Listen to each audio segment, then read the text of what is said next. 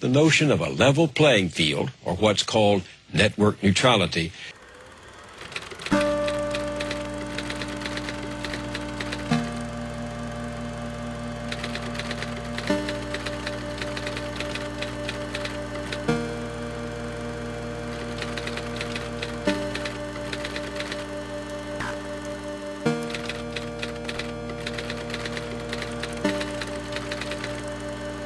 the notion of a level playing field, or what's called network neutrality, is under siege by powerful industries trying to tilt the field to their advantage.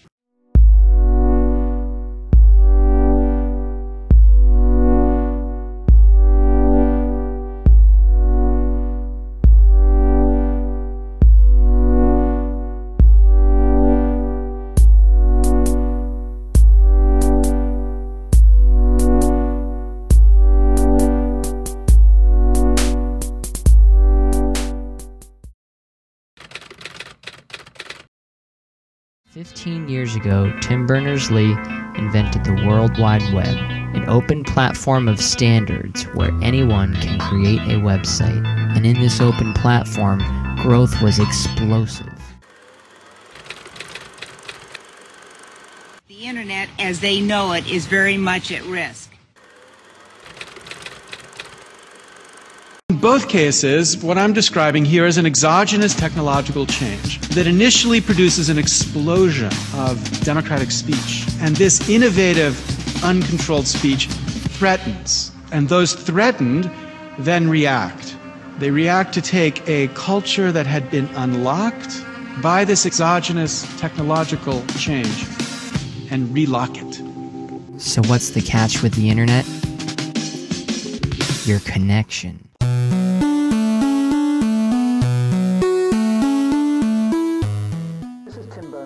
From MIT. I invented the World Wide Web without having to ask anybody's permission. Hundreds of millions of people are using it freely today. I'm worried that this will end in the USA. Ask a Ninja, special delivery, net neutrality. In case you don't know what's going on. Okay, let's just pick somewhere where everybody likes to be.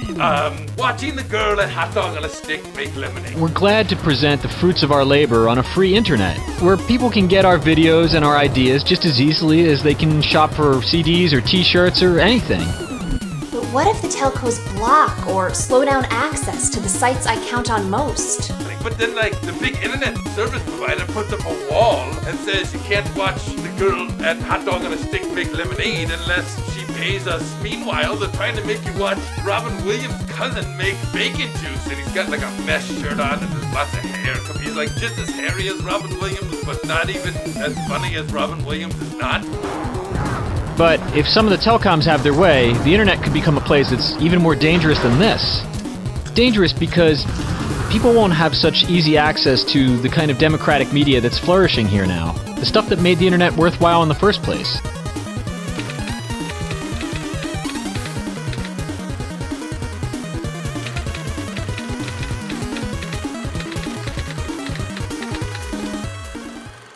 I'm definitely for the idea of network neutrality. I think the internet was designed to be open and it should be available to everyone as cheaply as possible without any artificial hindrances, blocking internet sites, blocking people's access to the internet. Really for net neutrality and against the idea that our government should allow corporations to completely buy out all the internet, thinking that they own it.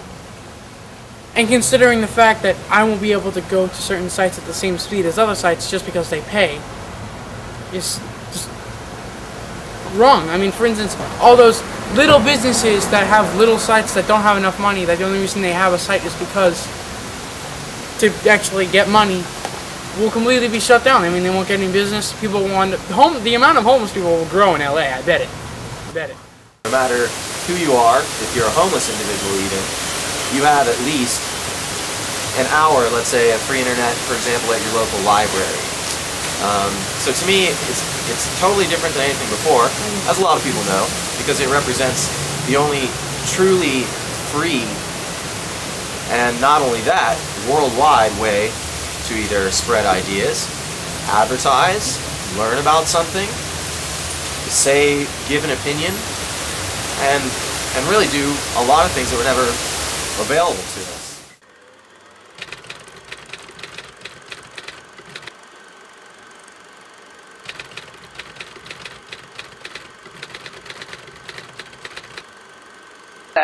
And again, the internet is not something that you just dump something on. It's not a big truck. It's a series of tubes.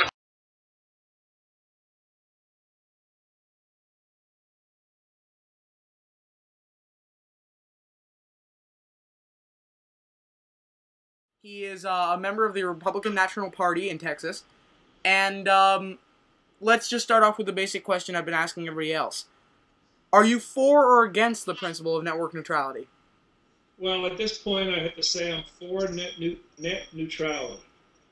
Do you have is there any specific reason why you're for it?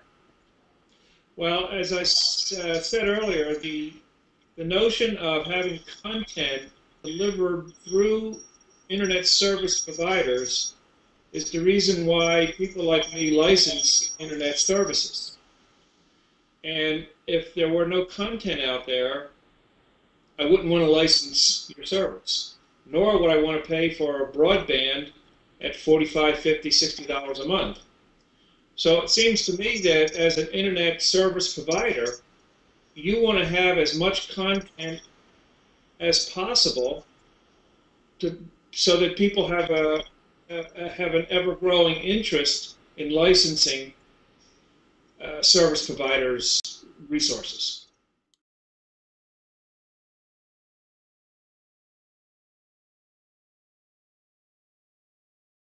So I would say that they should not restrict content. Unless they want to invest their own money to deliver content, then it appears that that's what they're doing.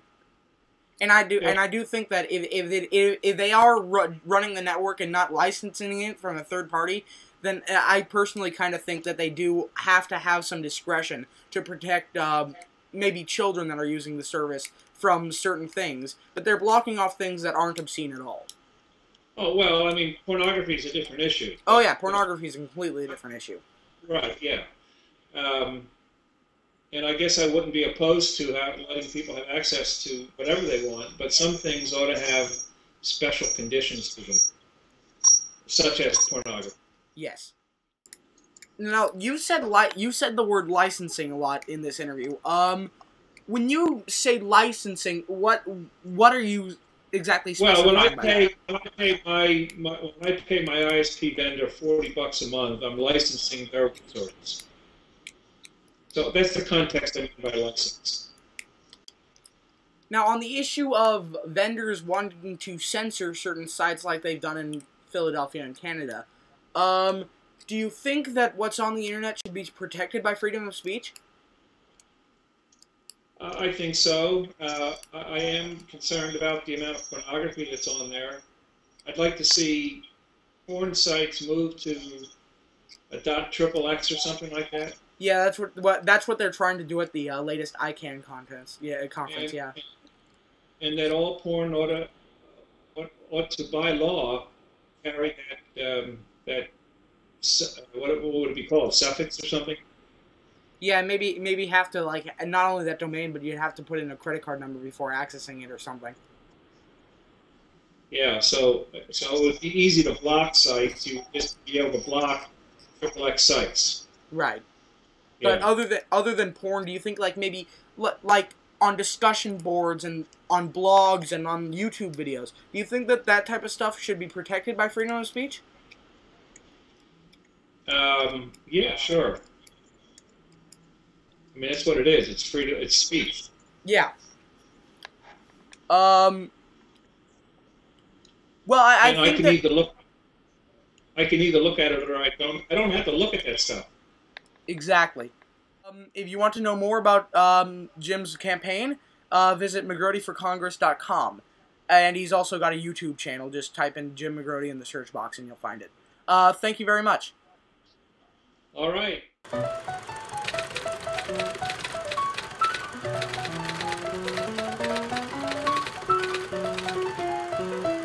issue is net neutrality.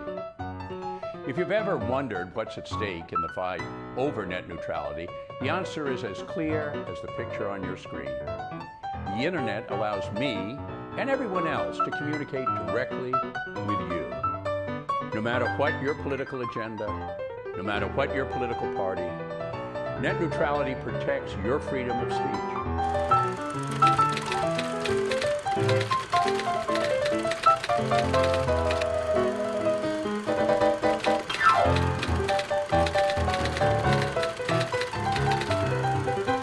Will you spread the issue around, like talk about it, so that it's given more importance on the ballot next year? Absolutely. And will you spread the word of this issue around so that it gets more attention on the ballot next year? I hope so. Are you going to help us spread the word about it so that anyone can have access to the internet?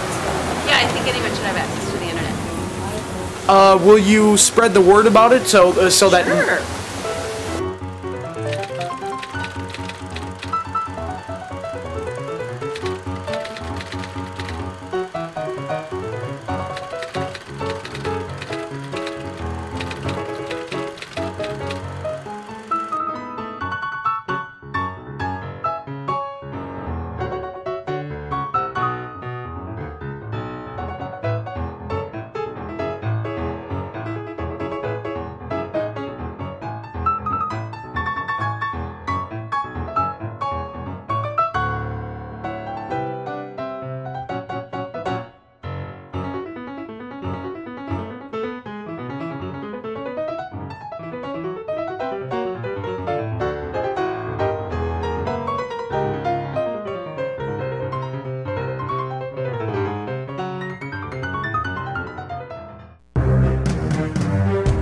Are you Google-eyed with confusion over net neutrality?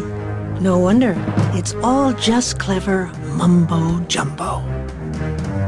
Net neutrality is nothing more than a scheme by the multi-billion-dollar Silicon Valley tech companies to get you, the consumer, to pay more for their services.